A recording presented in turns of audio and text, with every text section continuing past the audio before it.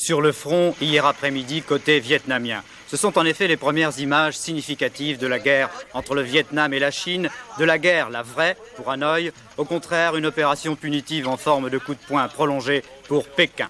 Ici, les troupes vietnamiennes, apparemment des unités régionales, renforcées de réguliers portant le casque traditionnel des Bodoï, se déplacent dans la jungle et montent en ligne. Objectif, contrer par tous les moyens l'offensive chinoise qui a sans doute pour but de déboucher dans la plaine du Tonkin pour mieux contrôler la situation. L'armée chinoise a installé un barrage d'artillerie qui s'oppose aux contre-attaques vietnamiennes et des villages ont parfois les frais de ce tir de barrage, tandis qu'en sens inverse, des colonnes armées, des colonnes de réfugiés quittent en bon ordre la zone des combats, précédant de peu quelques-uns des prisonniers chinois capturés par les Vietnamiens.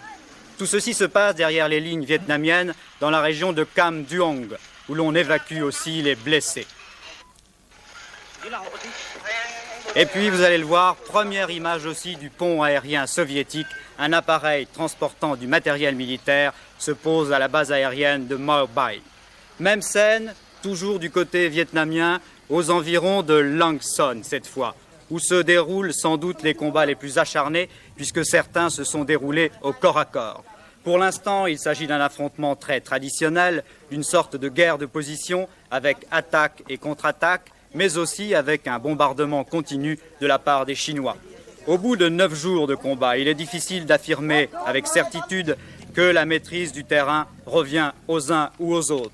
Une quasi-certitude, les Chinois ne décrochent pas, ils cherchent le contact massif avec les réguliers de l'armée Giap pour la bataille décisive qui n'est pas encore livrée.